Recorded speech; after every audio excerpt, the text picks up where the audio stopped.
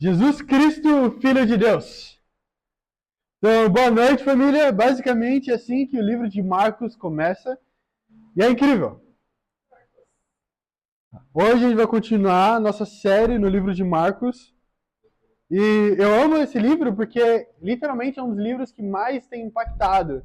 Claro que eu tenho estudado ele no Bastante de Deus, mas tem impactado tremendamente. Poder ler e aprender sobre tudo isso. E uma das coisas que ele fala, logo no começo, ele fala Jesus Cristo, Filho de Deus. Isso é muito interessante poder ver isso.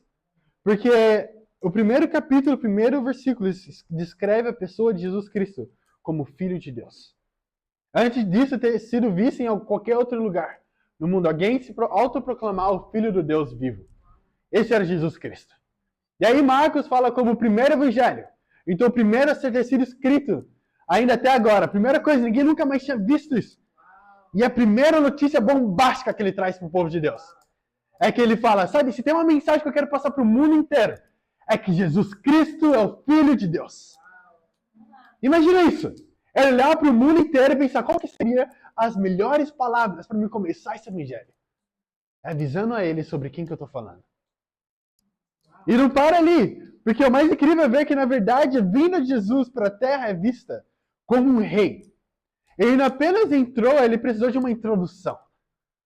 Isso é incrível, porque geralmente quando alguém normal entra, quando eu entro, ninguém me anunciando. Olha, o Yuri tá vindo. O Yuri tá chegando, gente. Vamos lá, senta, levanta todo mundo. Eu lembro que na faculdade, na escola, quando o professor entrasse, a gente teria que se levantar para ele entrar e aí a gente poderia sentar. Por quê? Porque alguém importante entrando. E a gente quer respeitar ele. Agora, eu sou importante para vocês são importantes para mim, porque nos amamos um ao outro. Mas quando eu entro, ninguém fala... O Yuri tá entrando, boa, nossa, se preparem, o Yuri está chegando. Porque o Yuri não é tão importante assim, amém? E ele nem vai ser, nunca vai ser. Mas é incrível que, realmente, para Jesus Cristo, a diferença é tão gigantesca, que quando ele está vindo, na verdade foi necessário profetas falarem sobre a pessoa que apresentaria o caminho, aquele que falaria, prepararia o caminho do rei, que seria João Batista. Então vamos ler aqui em Marcos, capítulo 1, versículo 2. Eu estou muito animado para essa pregação, estou muito animado para a nossa série no livro de Marcos, porque realmente é um livro muito incrível, que tem muito a oferecer para a gente.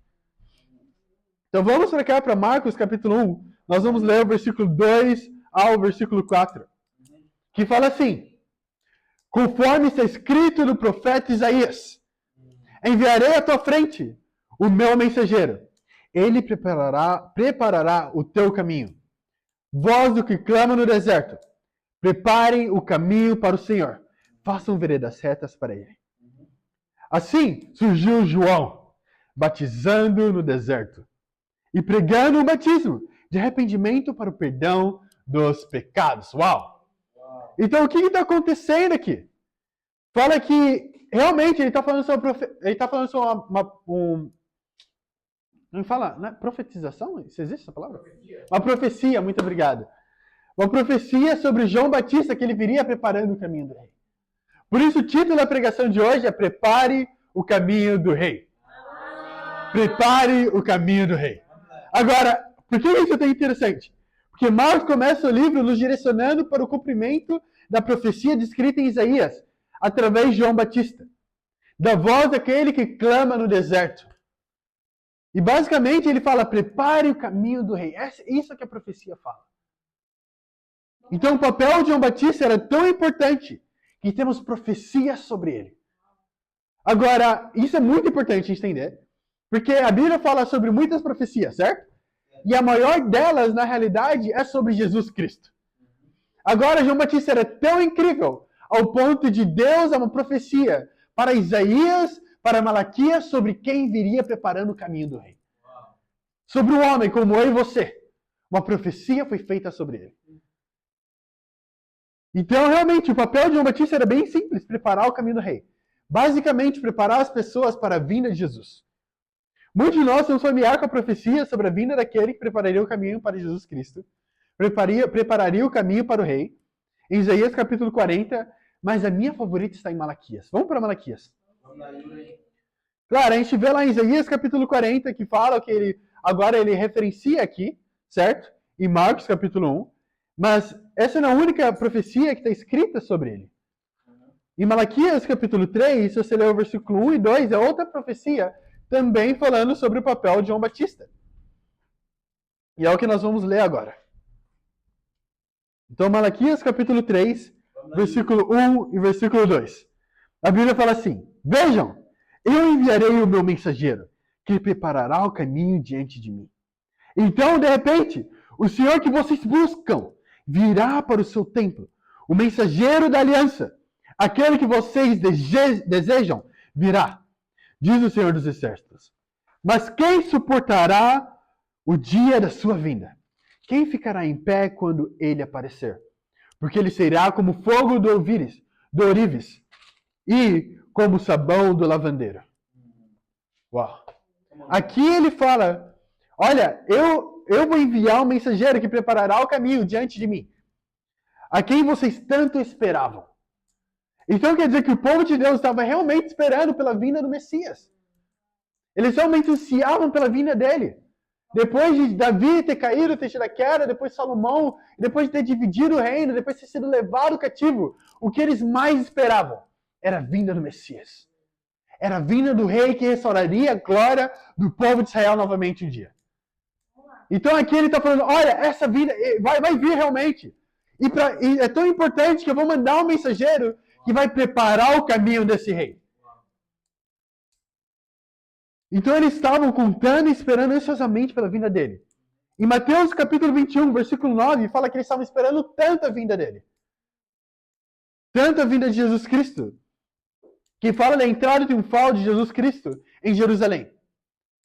Em cima de um jumento, ele fala que o povo clamava, um louvor falando, Hosana ao filho de Davi. Agora, isso é incrível. Porque realmente se fala, bendito que vem em nome do Senhor. Hosana nas alturas. Tem definitivamente um significado bem mais profundo. A palavra Hosana vem do hebraico que seria Hosiana. Que significa salva-nos. Salva-nos, por favor. Era basicamente um louvor de alegria, reconhecendo quem Jesus era. Mas não apenas isso. Era uma súplica por salvação. Então quando eles veem Jesus Cristo entrando em Jerusalém, o que eles falam? Eles estão alegres, mas eles reconhecem a dor que eles estavam. Eles reconhecem tanto que eles falam, por favor, nos salva. Eles estavam implorando por salvação. Chega no ponto, eles falam, a gente precisa disso, a gente precisa do Messias. A gente quer esse novo rei. Nós temos sofrido tanto debaixo do Império Romano. E você é a nossa esperança. Então não é apenas um cântico de alegria, mas também um cântico de dor e sofrimento. E entendo a profundidade da exclamação que o povo de Deus passou anos e anos fazendo. Hoje em dia, né, a gente tem até mesmo louvores que falam sobre isso. Então o mais incrível é que a frase completa é Hosana nas alturas, certo? Que ele fala em Mateus capítulo 21. A parte nas alturas refere-se ao céu, ao reino de Deus. É uma forma de glorificação máxima. Então naquela época, quando eles levantavam algo, se levantava às alturas, por exemplo, quando Jesus Cristo levanta os pães, os 5 pães, 2 peixes às alturas, orando por isso, é realmente entregando tudo a Deus. Querendo dizer que a glória do que será que vai sair disso vai vir de Deus. A gente recebeu isso por conta de Deus. E agora o que acontece? Ele fala, Hosana nas alturas, que significa salva do Senhor, o Senhor dos céus. E reconhecendo que a salvação vem diretamente de Deus. Então, quando Jesus Cristo entrava na cidade de Jerusalém, o que eles viam? Viam a salvação vindo diretamente de Deus vivo. E tem a profundidade disso. Falando, Hosana nas alturas. Hoje também clamamos pela volta do Messias e pela promessa que ele nos buscaria um dia. Certo? Naquela época eles estavam clamando por um novo rei que viria e traria realmente, faria as veredas retas. Realmente nos traria a salvação. Agora nós temos a salvação. Mas da mesma forma nós podemos clamar Hosana. Por quê? Porque realmente nós estamos esperando para o dia volta de Jesus Cristo. Mas o mais importante de tudo isso é que, por mais que queremos tanto um Salvador, por mais que o mundo clame em alta voz, juntos, Hosana, salva-nos, ainda assim, Malaquias, em sua profecia dada por Deus, fala, mas quem suportaria o dia de sua vinda? Por mais que muitas pessoas realmente esperam a volta de Jesus Cristo, Ele pergunta, quem vai conseguir ficar de pé no dia que ele voltar? Ele exatamente fala. Ele fala, no final do versículo 2, ele fala, quem ficará em pé quando ele aparecer?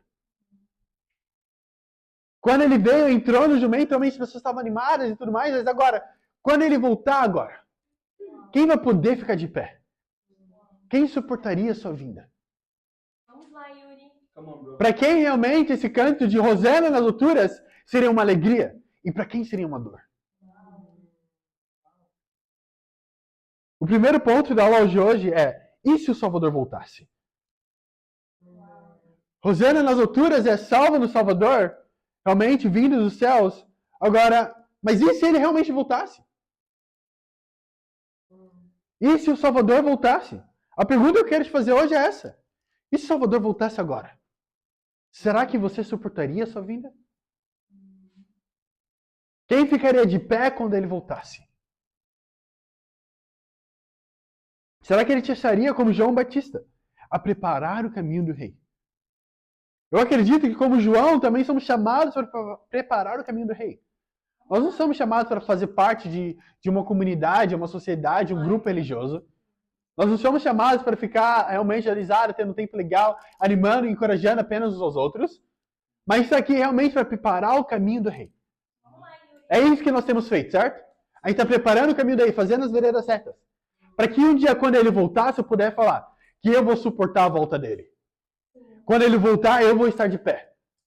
Não vou precisar me julgar, me esconder em algum lugar. Não vou ficar com medo de nada disso. Mas eu vou poder ficar de pé. Sabe o que é interessante? Em Gênesis, depois da queda do homem, quando ele cai em pecado, quando Jesus volta, quando Deus chega e está lá na presença dele, o que acontece? O homem ele se esconde. Ele não consegue ficar de pé. Ele não suporta a vinda de Deus. Da mesma forma, quando Deus voltar, realmente está aqui para nos buscar a igreja dele, quem suportaria? E quem se esconderia? Tem uma frase muito famosa que fala, se a volta de Jesus não mexe com o seu coração, é hora de reavaliar o que realmente importa em sua vida. Se a volta de Jesus não mexe com o seu coração, é hora de reavaliar o que realmente importa em sua vida. Sabe, eu percebi que muitas coisas mexem com o meu coração. Um jogo de basquete, quando o Phoenix Suns está jogando, o time que eu amo, está jogando, isso mexe com o meu coração. Fico muito animado de ver eles jogando. Muitas vezes também, eu lembro quando eu fui pedir a Bruna em namoro. Aquilo mexeu com o meu coração. Eu tava lá batendo, a perna tava balançando, tava mexendo com o meu coração. Mexeu. Você, irmão, você vai passar por isso um dia. Sua perna vai ficar bamba também. E aí você vai poder falar, caramba, Yuri, é verdade. Mas muitas coisas, quando a gente está lá na prova, que a gente não se preparou para a faculdade, isso mexe com o seu coração. Depois de uma entrevista de emprego, quando eles falam, eu vou te ligar, vou te dar o retorno. Aquilo vai mexer com o seu coração. Quando o salário demora para chegar, aquilo também mexe com o seu coração. A pergunta é, a volta de Jesus Cristo, ela mexe com o seu coração? Quando agora, a gente tem falado sobre isso, Jesus Cristo vai voltar, certo? Por isso que a gente está aqui. Por isso que a gente está pregando. Por isso que a gente chama as pessoas a se arrependerem. Por isso que a gente estuda a Bíblia com as pessoas. Por quê? Porque a volta de Jesus Cristo é real. Mas isso não move mais o seu coração. Não vai existir nenhuma urgência para fazer isso acontecer. A razão pela qual João Batista estava tão freneticamente pregando a palavra de Deus é porque a volta e a chegada de Jesus Cristo do Messias mexia com o coração dele. Agora, o que é o preparar o caminho do rei? Como João Batista preparou o caminho do rei. Pergunte-se mesmo, como que ele preparou? Sabe, o nome dele, nome e sobrenome não era João Batista. Não era esse o nome dele. Não era o sobrenome dele. Também Jesus, o sobrenome dele não era Cristo. Não era como se fosse Yuri Luiz Laureano de Oliveira. Não. O que acontecia naquela época era que muitas pessoas tinham o mesmo nome. Certo? Então o que acontecia é que eles davam o segundo nome como uma característica dele, dessa pessoa. Então João Batista ele batizava tantas pessoas que o nome dele se tornou João Batista. Ao ponto das pessoas até mesmo acreditarem hoje que não, o nome e o sobrenome é João Batista, obviamente. Mas essa era a característica dele. Então agora era isso que eles faziam. Então ele batizava muitas pessoas. E foi assim que ele preparou o caminho do rei. Se você ler o versículo 4, a gente vê que ele pregava sobre arrependimento e perdão dos pecados e batizava as pessoas.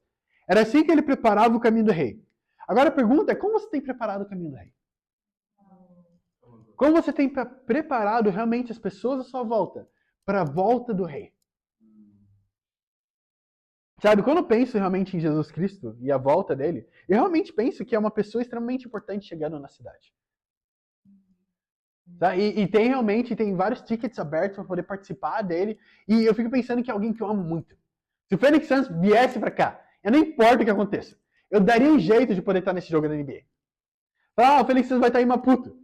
Eu falar, tipo, pô, e daí? Não, eu vou dar um jeito. Aí junta dinheiro, usa cartão de crédito, não sei. Mas vou dar um jeito de poder estar lá. Lembra, a Samara estava falando de uma roda de samba que veio para cá. Eu já estava super animado. Agora, João Batista entendia isso. Ele falou, olha, eu não estou falando sobre alguém importante aos olhos do mundo. Não estou falando de algo legal que vai acontecer daqui a alguns anos. Eu estou falando de algo que realmente vai custar a sua vida. E era assim que ele preparava o caminho do rei. Agora, preparar o caminho do rei é apenas batismos? Não. Na verdade, avisando as pessoas. Não eram todas as pessoas que chegavam para João Batista que ele batizava elas. Antes disso, ele falava para as pessoas se arrependerem. Ele dava uma lista do que elas precisavam fazer. Então não era de qualquer jeito. Ele realmente pregava para Deus e falava, ok, você quer realmente estar preparado para a volta do rei? Então é isso que você precisa fazer. Esse é o seu custo. E aí tem que se perguntar, será que eu tenho preparado para quando ele voltar, ele vai me achar preparado ou ele vai me achar despreparado para a volta dele? E mais do que isso, João foi tão fiel ao chamado dele que ele ficou conhecido pelo chamado dele.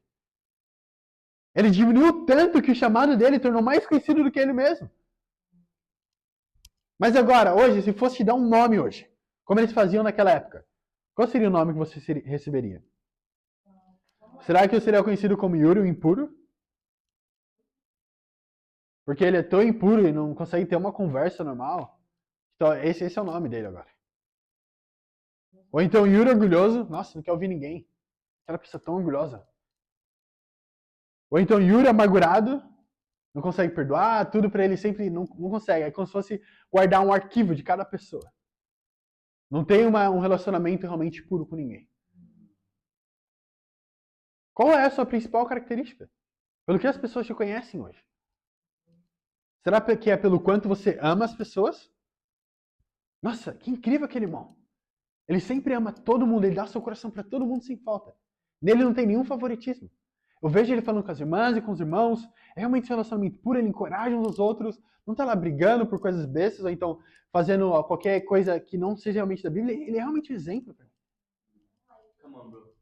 Ou será que você é tão focado na batalha, tão focado no seu chamado e propósito como discípulo, que realmente vai ser conhecido, José Batista? Ao ponto que o chamado dele se tornou tão grande, que eles esqueceram que era Brandão. Tiraram o nome da família dele. Não, esquece isso. É Batista. Olha isso, vamos para Atos. Não está aqui nas anotações, mas vamos à escritura, porque me ajuda muito. Vamos ver as características dos discípulos. A gente vai ver Atos capítulo 1, o versículo a gente vai descobrir agora enquanto eu olho para a minha Bíblia. Atos capítulo 1, versículo 21. Deus é bom. Então, Atos capítulo 1, a gente vai ler o versículo 21. Aqui eles estão escolhendo os novos apóstolos, certo? Para quem iria estar no lugar de Judas agora. E olha o que acontece. Fala assim, portanto, é necessário escolhermos um dos homens que estiveram conosco durante todo o tempo em que o Senhor Jesus viveu entre nós. Desde o batismo de João até o dia em que Jesus foi levado entre nós às alturas. É preciso que um deles seja conosco testemunha da sua ressurreição.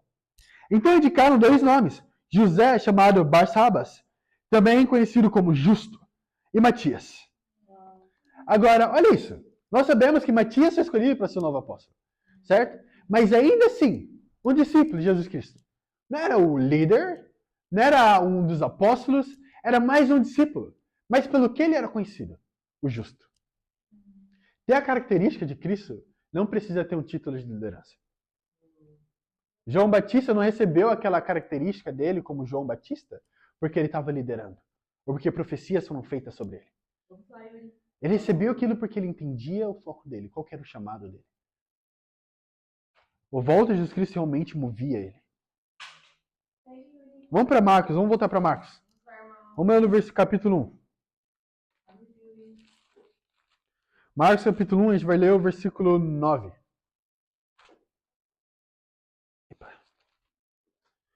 Capítulo 1, versículo 9. Eu sou provavelmente uma das pessoas mais felizes aqui hoje. Porque eu recebi a mensagem da minha sobrinha falando: Hi uncle, how are you doing? Minha sobrinha tem 10 anos de idade. A Lola. Ela acabou de se tornar minha sobrinha favorita. Ela falou que ama Harry Potter e mandou uma foto pra mim com a camiseta do Harry Potter. E ela tá lendo o meu livro do Harry Potter que eu deixei no Brasil. Eu falei, bom, você conseguiu. Você é minha sobrinha favorita. Também, vocês podem ter tido um dia muito bom, mas acho difícil ter sido melhor que o meu. Porque ela é muito fofa. Eu não gosto de criança, geralmente, mas tem umas crianças que não tem como, né? Tipo, nossa. Eu não sei o que acontece com as crianças. Tem umas crianças, principalmente as do reino. Nossa, o que acontece? Fala, nossa, eu não gosto mais de ver elas. Fala, nossa, que coisinha mais fofa. Mas amém, vamos voltar para cá. Marcos capítulo 1, versículo 9. Olha o que a Bíblia fala. Naquela ocasião, Jesus veio de Nazaré da Galileia e foi batizado por João no Jordão. Assim que saiu da água, Jesus viu o céu se abrindo, e o Espírito descendo como pomba sobre ele. Então veio dos céus uma voz: Tu és o meu filho amado, em ti me agrado. Logo após isso, o Espírito o impeliu para o deserto.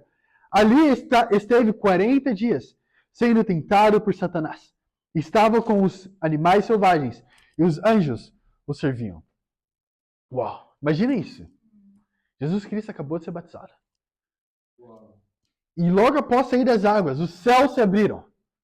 E o Deus vivo falou a respeito de Jesus Cristo: Esse é meu filho amado, em ti me agrada. Sabe, nesse domingo, quando Pedro foi batizado, foi isso que Deus falou para ele. Ele abriu os céus e falou: Esse é meu filho amado, em ti me agrada. Agora, o que o Pedro tinha feito de incrível? Será que ele batizou um monte de pessoas? Será que ele fez um cego começar a ver? Plantou várias igrejas? Liderou várias cruzadas? Pregou muitos sermões e tudo mais? O que será que o Pedro fez? Nada. Nada. Sério. A Bíblia fala que a nossa salvação, o batismo é a graça de Deus. É um presente. Então não tem nada a ver com Pedro. Mas ainda assim, Deus viu aquilo e falou: Uau! Esse é meu filho amado. Nele eu me agrado. Agora, isso é verdade para mim e para você também. Se você olhar para Jesus Cristo, ele não tinha batizado ninguém ainda. Não tinha chamado nenhum dos seus discípulos. Não tinha começado a pregar, não tinha feito nada ainda. E ainda assim, era assim que Deus o via. Mas sabe o que muitas vezes eu achava contraditório? É que logo após o seu batismo, ele é levado para onde? Para o deserto. Para o quê? Tinha uma festa acontecendo no deserto, era uma reunião com todos os discípulos, eles iam comer bastante peixe, maná, e tinha água que saía da pedra, todo mundo estava lá, tendo um tempo muito legal. O que estava acontecendo lá? Ele estava sendo tentado por Satanás.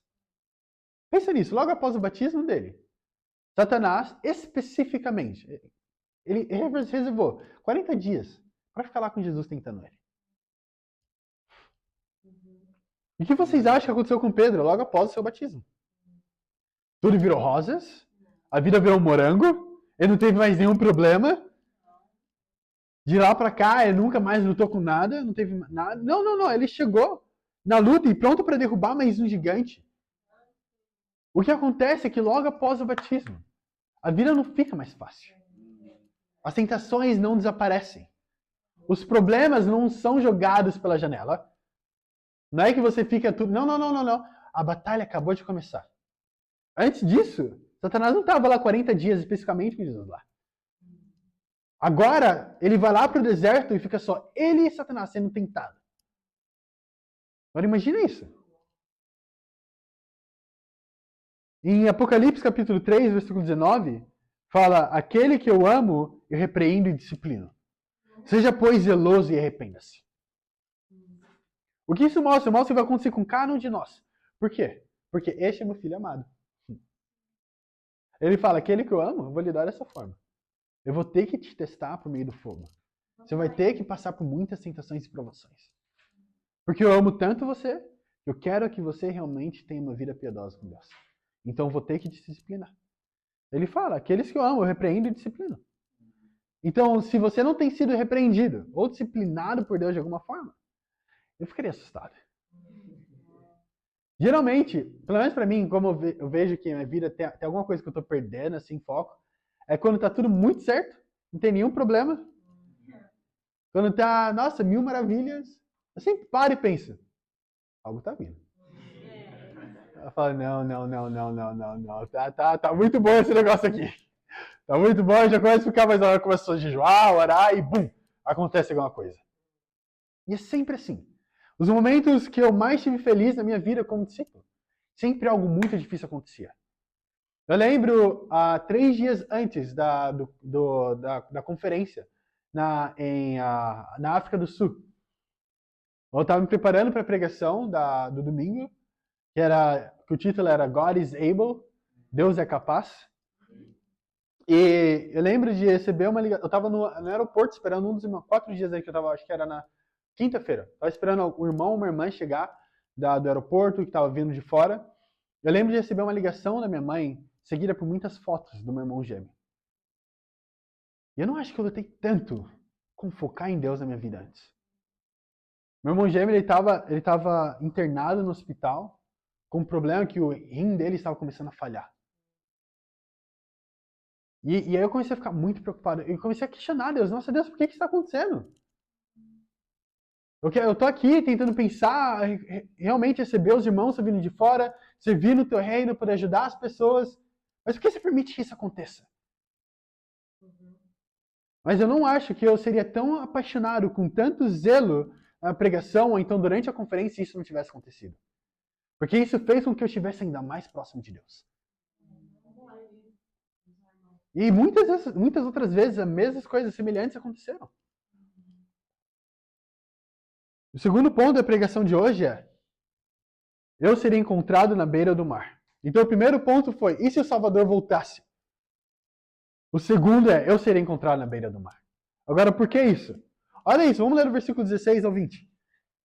De Marcos capítulo 1. Vamos ver o porquê que seria encontrado à beira do mar. Olha o versículo 16.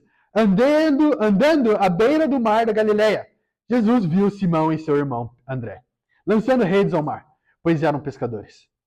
E disse Jesus: sigam-me, e eu os farei pescadores de homens. No mesmo instante, eles deixaram as suas redes e o seguiram. Indo um pouco mais adiante, viu num barco Tiago, filho de Zebedeu, e João, seu irmão, preparando as suas redes. Logo chamou e eles o seguiram, deixando seu pai Zebedeu com os empregados no barco. Uau! Então, realmente, se o Salvador voltasse, o que eu quero é que eu seria encontrado na beira do mar.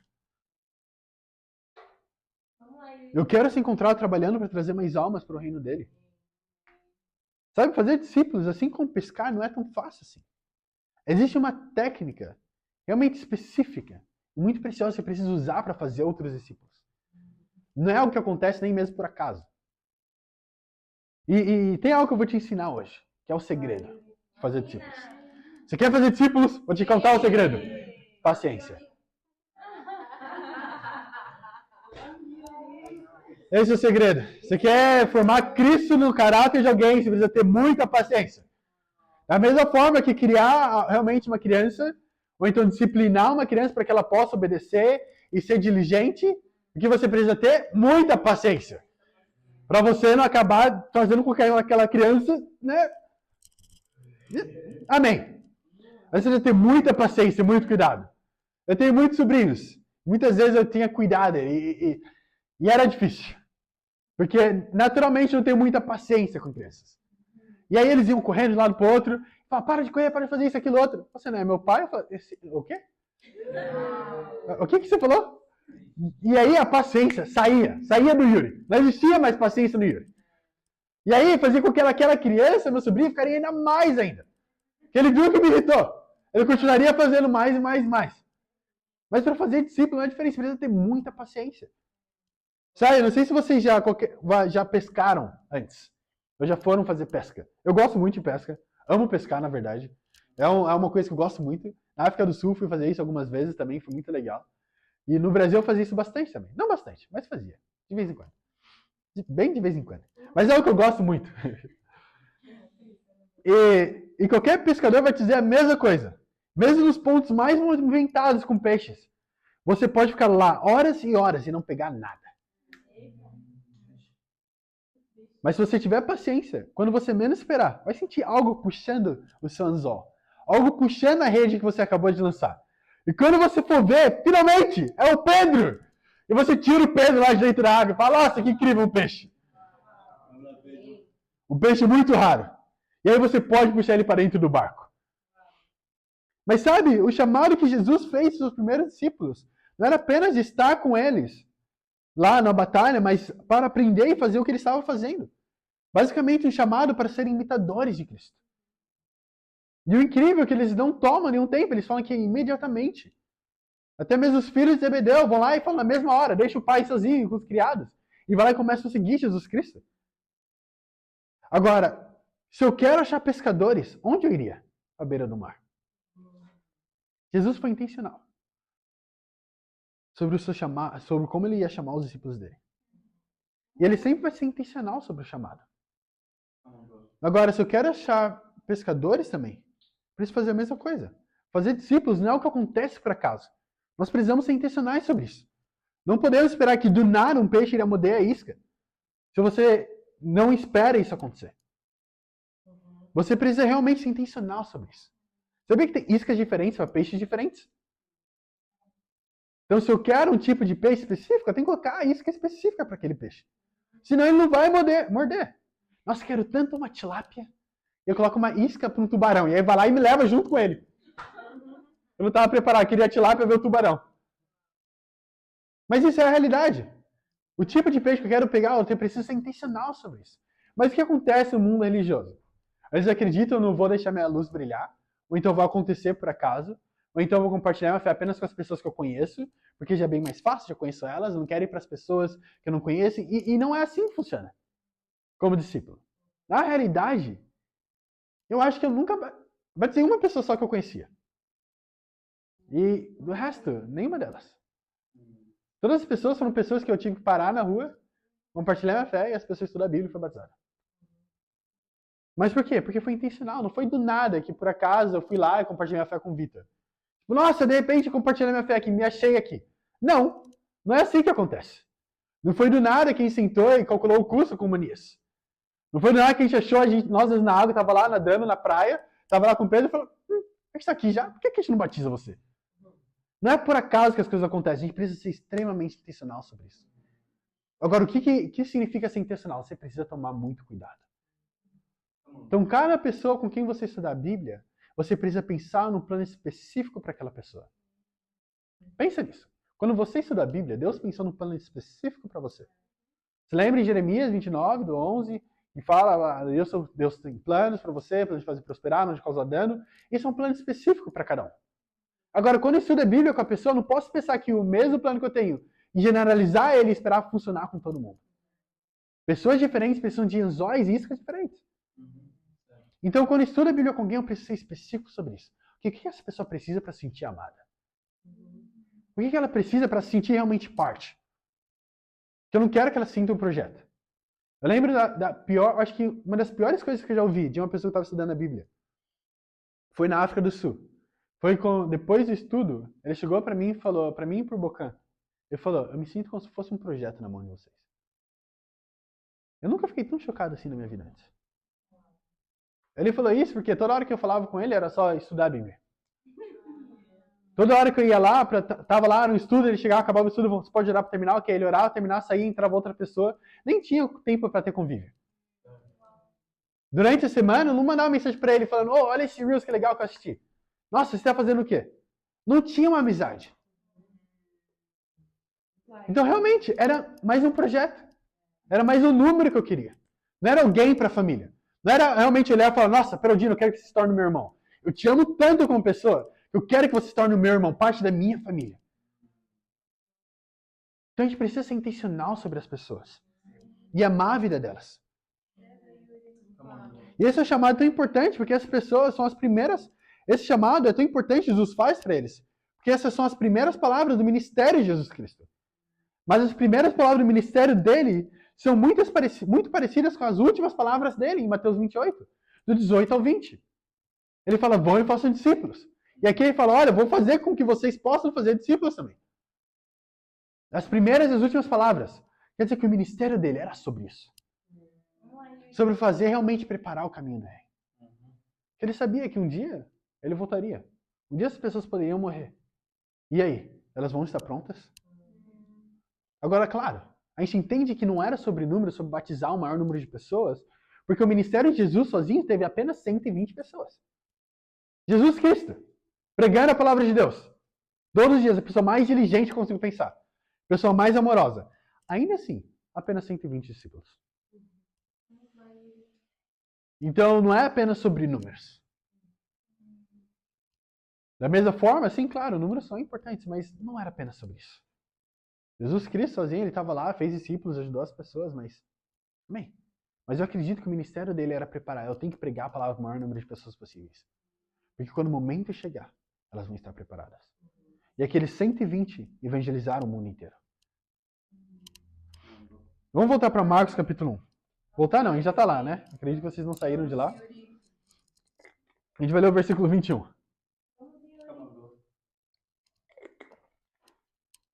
Você acredita que deu vontade de comer uma bolacha agora? Não pega uma bolacha. Com medo. Mas foi... Sabe aqueles pensamentos intrusivos que vem na cabeça? Às vezes eles saem.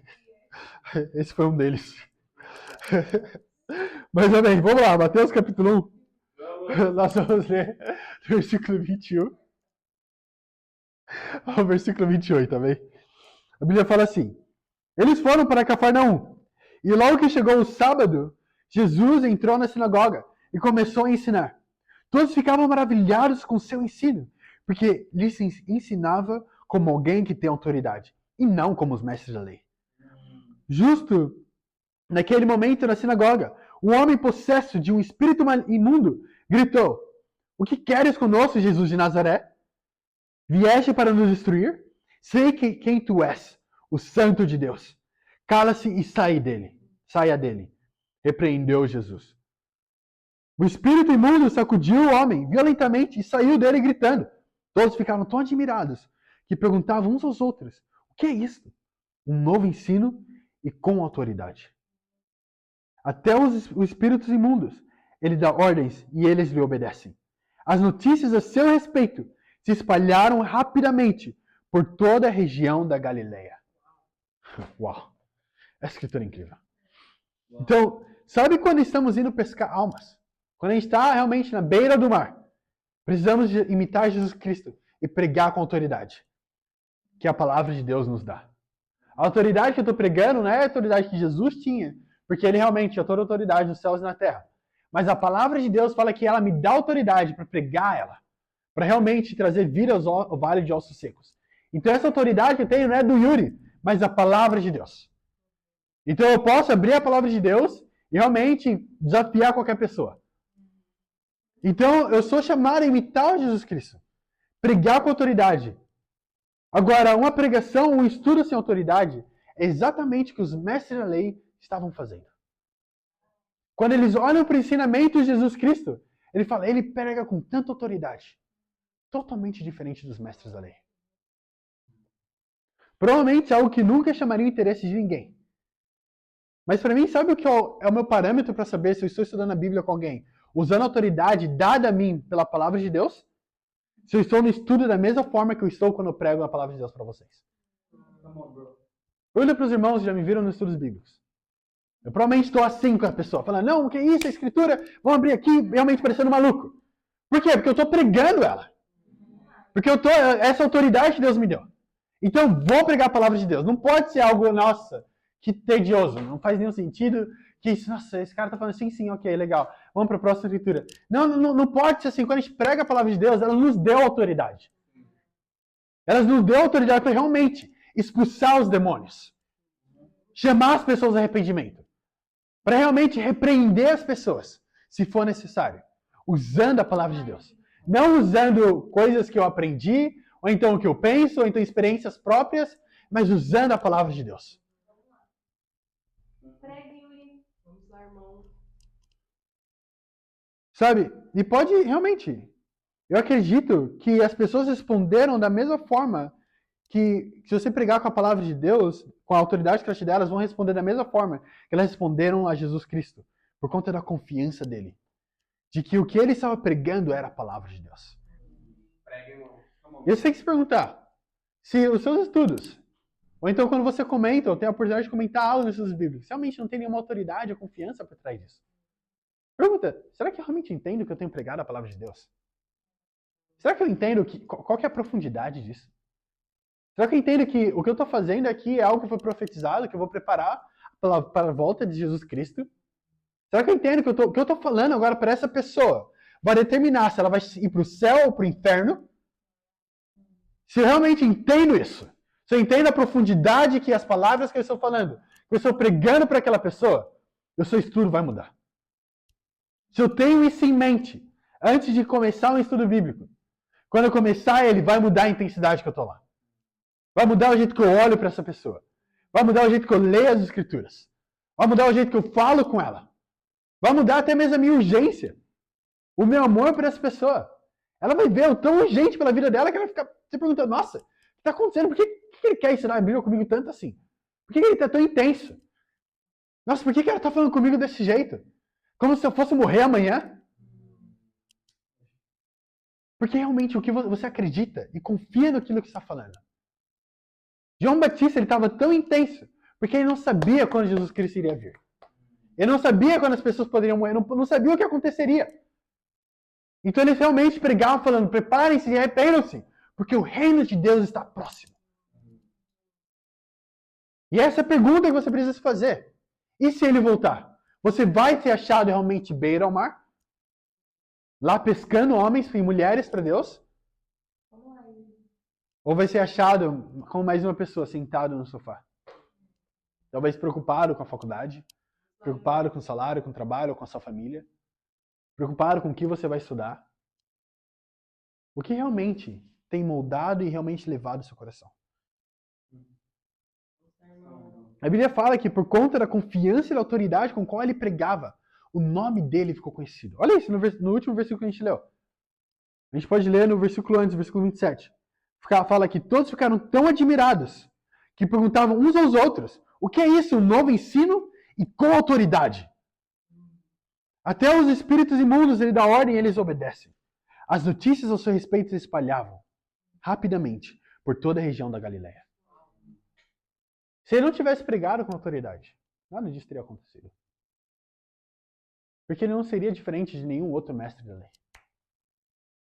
O que nos diferencia de uma igreja religiosa, dessas igrejas que a gente pode ver ao redor do mundo inteiro, que não estão pregando a palavra de Deus da maneira que deve ser pregada, é que a gente realmente vive o que a gente está pregando. A gente experienciou já cada uma dessas coisas, viu os milagres acontecendo. Então não é algo estranho, algo que eu nunca vi acontecendo. É algo que realmente a gente tem confiança de que vai acontecer. Daí que vem essa autoridade, essa confiança. Eu lembro com o Victor, estava até falando com ele no nosso último tempo discipulado ontem. Falei para ele, quando a gente estava estudando a Bíblia, eu falei, posso fazer uma promessa para você? Você vai ver essa igreja crescer.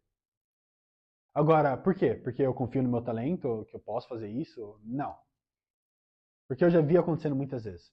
E eu falei para ele, deixei bem claro, que não tem nada. Se você olhar para cada uma da conversão de cada um dos meninos aqui, ou então até mesmo a sua própria conversão, não teve nada a ver com a pessoa que te chamou. Pensa nisso. Zefirino e Damião compartilharam a fé com eles mesmos. Monias, com ele mesmo. Ele foi compartilhado na África do Sul. Ele aconteceu que o irmão dele era um discípulo. Então pensa nisso. O que tem a ver o Yuri na história? O Mussa, o Zé, o Damião? Nada.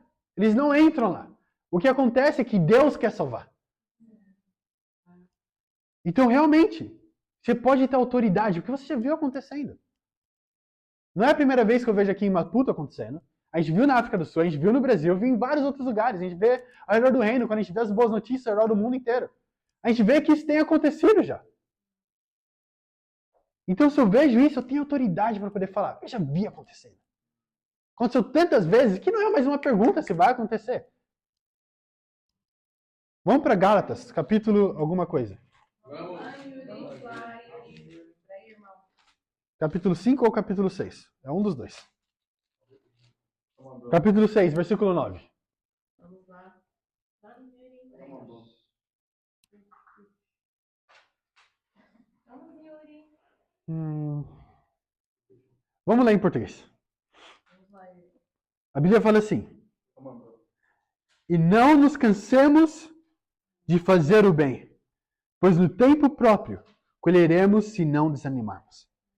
Em inglês fala, let not become weary on doing good, for the proper time we will reap a harvest if we do not give up. Então o que ele fala que é realmente a fórmula para poder realmente colher esses frutos? Não desistir. Vamos lá, Yuri. Paciência. Como qualquer pescador que entra ao alto mar para poder pescar, o que ele tem que ter? Paciência. Desde que você não desista, a gente vai poder colher os frutos. Vamos ver a igreja crescendo cada vez mais e mais. Mas o que é necessário que você faça? Que você não desista. No momento que você desistiu, já não tem mais instrumento para ser usado. No momento que você perdeu a autoridade, a confiança naquilo que você está ensinando, aquilo vai parar. Não tem mais utilidade. Realmente, a gente não está aqui para recrutar membros para uma igreja, mas outras pessoas que realmente terem a coragem de pregar a palavra de Deus e chamar as pessoas a arrependimento. E eu tenho um desafio para a igreja aqui. Meu desafio hoje é bem simples. Que a mesma forma que João Batista foi conhecido pelo chamado dele, e que você também seja conhecido pelo seu chamado. Pergunte para as pessoas, será que eu tenho sido reconhecida pelo meu chamado? Pergunte ao seu discipulador, seu mentor, ou então para a pessoa muito próxima de você. Pergunta para ela, pelo que eu sou reconhecido? Você me conhece pelo quê? Pelo meu chamado? Ou talvez você me conheça porque eu gosto de falar de política, ou então de roupa, ou então de comida. Porque é isso que as pessoas têm falado muito, né? Se você olhar agora, a semana inteira, o que tem acontecido? Aqui em Maputo, certo? Ele tem falado a palavra de Deus? Tem falado realmente Jesus Cristo está voltando? Será que tem preparado o caminho do rei? Olha no seu círculo de amizades, o que eles têm postado e falado sobre?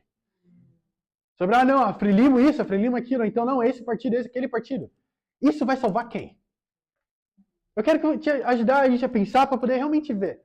Que isso realmente é algo muito triste de ver acontecer. Não é legal vendo as pessoas nacionais, pessoas que são próximas de você passando por isso. Ninguém fica animado vendo uma situação dessa dentro do país. Mas o que a gente pode esperar se elas não conhecem a verdade? Se elas não são discípulas, se elas não vivem como discípulas? Essas mesmas pessoas que estão lá passando por tudo isso, são as mesmas pessoas que estão dentro das igrejas no domingo de manhã. Não estou falando das pessoas que estão sendo levando tiro ou algo assim do tipo. Até mesmo os policiais.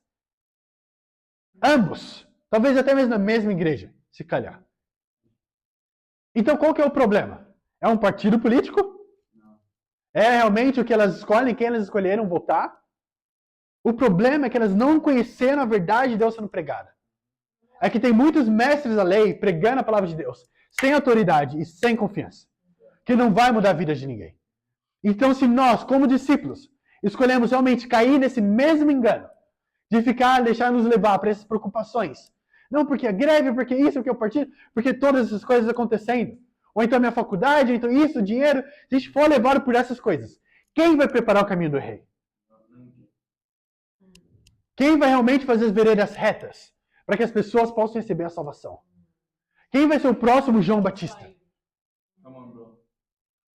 Tudo o que acontece ao redor da sua vida é Satanás tentando te tirar do foco principal. É o que ele faz. Ele vai tentar te tirar do foco. Você olha através da história de cada homem de Deus, através na Bíblia. Ou então, mulher de Deus, pode ver que tudo o que acontecia era para tirar as pessoas do foco. Davi, quando tudo aquilo aconteceu, quando o próprio filho dele tentou tirar o reinado dele, era para tirar ele do foco. Depois, quando ele subiu ao topo e viu Batseba, era para quê? Para tirar ele do foco. Da mesma forma, os discípulos, quando Jesus Cristo foi levado preso, foi para o quê? Para tirar ele do foco. Cada um deles. E o que aconteceu? Funcionou. A maior arma que Satanás vai tentar usar é isso, te tirar do foco. Então tem acontecido muitas coisas, não apenas no movimento, mas nas nossas vidas pessoais. Seja com familiares, com os amigos, ou então até mesmo no movimento, pelo que tem acontecido. E por que você acha que isso tudo tem acontecido? Para tirar do foco principal. Nos fazer focar em tantos problemas que a gente vai esquecer do nosso chamado. Vamos esquecer pelo qual a gente foi chamado. E ao invés de vou lá pregar a palavra de Deus, vou afastar as pessoas falando de todas essas coisas superficiais. Eu não consigo mais focar e ter essa autoridade porque minha cabeça está em todos esses problemas que eu tenho. Então esse é o desafio. Realmente, faça o seu chamado se tornar tão grande na sua vida que você vai diminuir tanto que você vai ser reconhecido pelo seu chamado. E para Deus seja dada a glória. Amém.